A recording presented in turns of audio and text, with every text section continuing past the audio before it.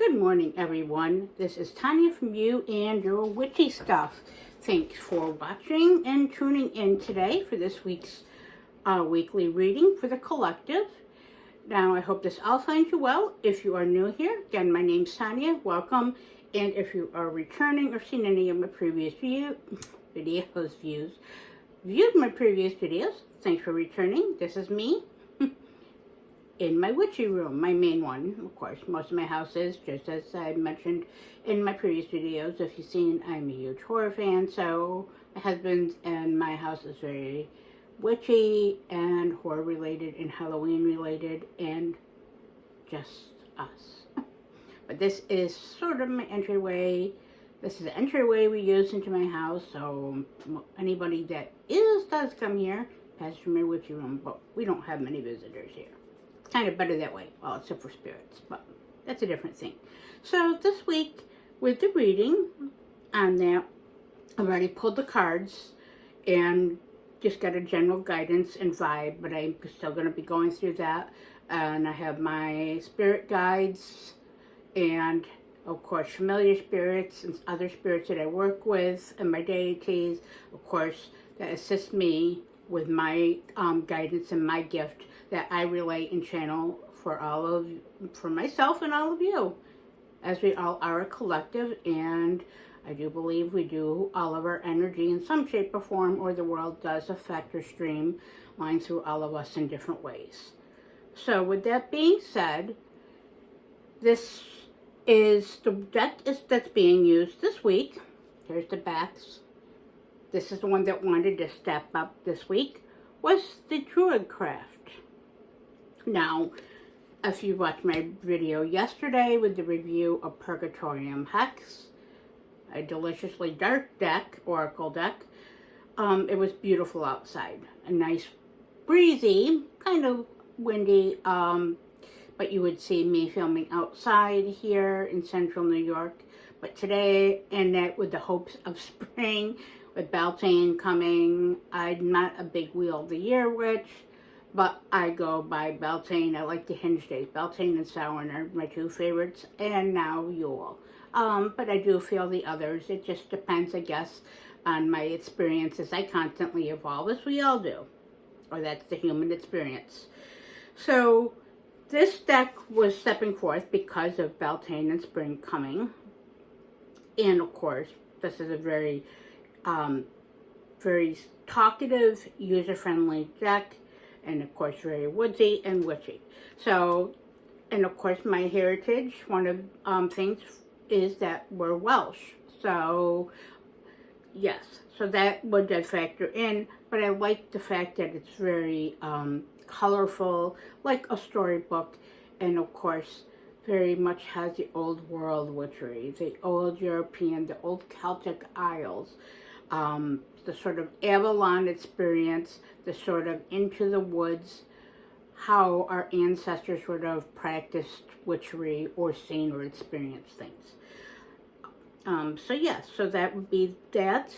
And then, of course, no surprise if you watch any of my videos, is, of course, the Haunted Manor Oracle.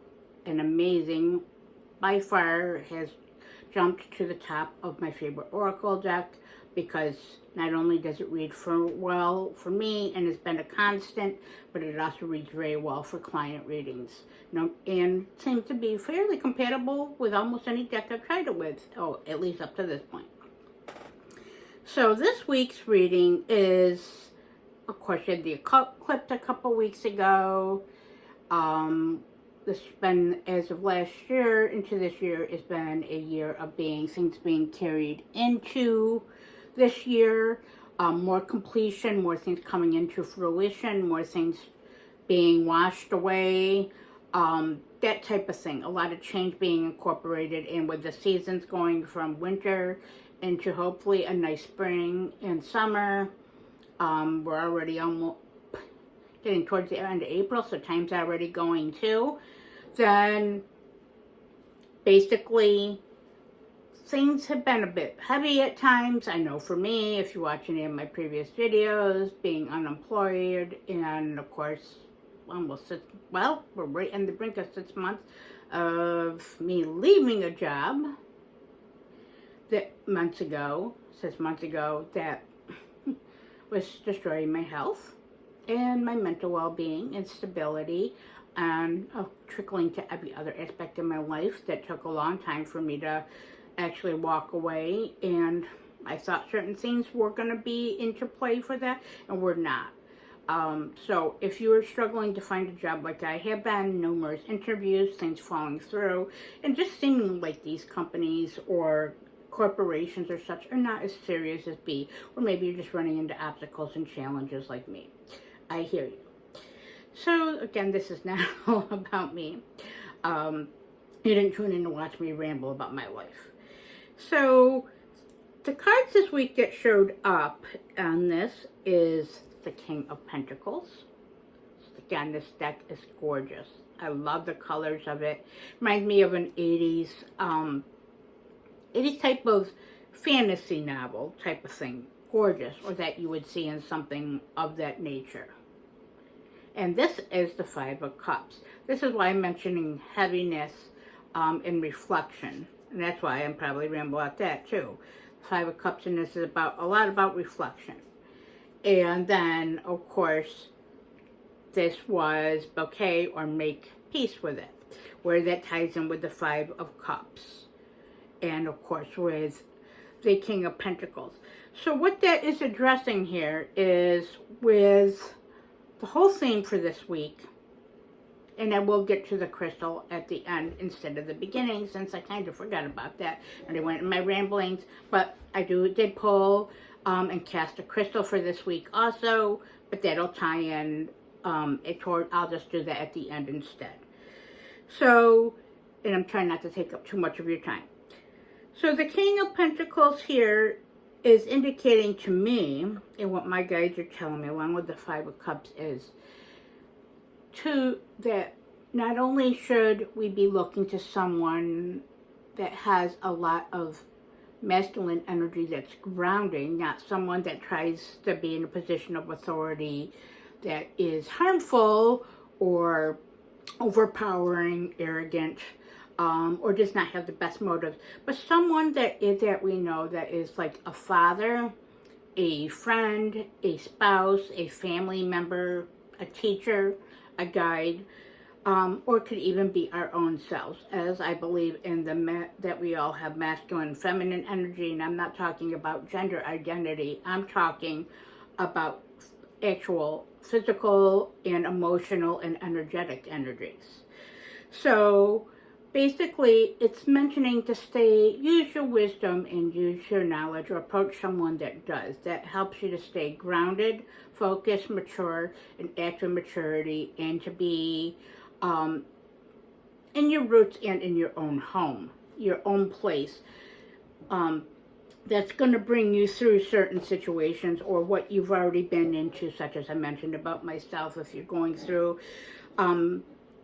different things in your life, or different obstacles or challenges, no matter how small or how big, and most of us are in between, or like Temperance, a mixture of both, then it's calling to go to embody that and to get that advice and that clarity. Because the Five of Cups here, now I like this Five of Cups.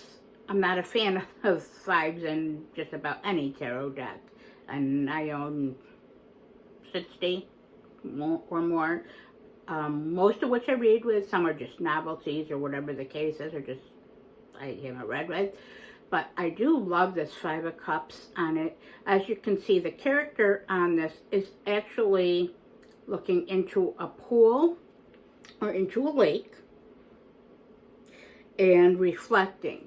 So that, and of course the cups, as any of you, most of you should know, yeah, but may or may not know, is emotions. So reflecting into the water is indicating that not only should we get advice on our situation or listen to that, but to turn into and tune into our own support system, even if that is, in like my case is, besides my husband, that's great, or the great men that I have in my life, but the deities too, or spirits if that's all that you have.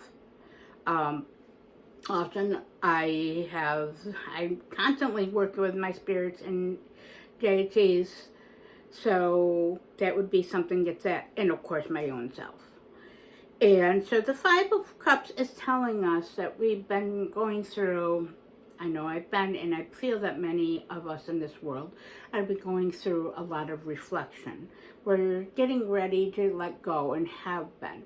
There's a lot we cannot change. There's a lot of very horrible turmoil in different parts of the world, and that we have to see, and in our own lives and our own experiences that we have to counter every day, and in our relationships and experiences. It's very overwhelming. And there's been a substantial period, as I mentioned last year and this year, of reflection. So basically, I feel that it's getting ready to turn away, that we all are getting ready to start letting go, getting ready to move on. We've had a lot of knowledge already. We have our roots and our foundations. We are our own best guides, to be honest. We have our own inner compass and navigational system, as I like to call it. So that's what's guiding us. That's where we're rooted, like the King of Pentacles is ruling our home, our kingdom, our life, our career, or our choices. We do the best we can. We stay steadfast and in our own authority, but in a way of maturity and wisdom. And with the Five of Cups and working through that, it's getting ready to move to the next phase, and moving forward to heal, and of course to make peace with it. That's the best thing. Make peace with whatever difficulties you are having or struggles. Make peace with it, and make peace with yourself. And that's where this is you can't say it too much, but it's rhodochrosite that came up and stepped up as a guide or additional guidance for this week, with the rhodochrosite saying to come from a place of heart space, just like a lot of the readings and guidance have this year, come from a thing of compassion, heart space, especially for yourself, and look for someone that helps you to tap into that energy and that wisdom. There is going to be struggles, and I believe some depression, but don't beat yourself up and don't wallow in your depression. Reflect and go through it. Take the time, the extra time or moments to do so. Take the times for yourself, the self-care. Also be there for others. And of course, make peace with your situation. Let go what you can, small or big, as they all help. Release what you can and release the negative self-talk and what society is imposing upon you. The rhodochrosite, again, is indicating heart space, healing energy, and also looking for that in others that will help you to embrace that, and embracing it in others. It'll help us get through what might be a little bit of a heavier week, I feel, but it's not going to be an awful week. It's just a lot more in the realms of feeling versus conflict or external conflict, so much as what we're trying to tie up loose ends and move forward. With that, I do thank you for watching. I hope this, again, all finds you well, and hope the weather's improving wherever you are, if it's been like here. And, of course, if you like my videos, please like, comment below, and subscribe, as it helps my channel grow and lets me know that this message is reaching, or let me know if this message resonates with you. As all of you that I do follow out there, I resonate and learn and assimilate many things, and gets me through and gets myself out of my own fucking head. So have a wonderful week, and thanks for watching.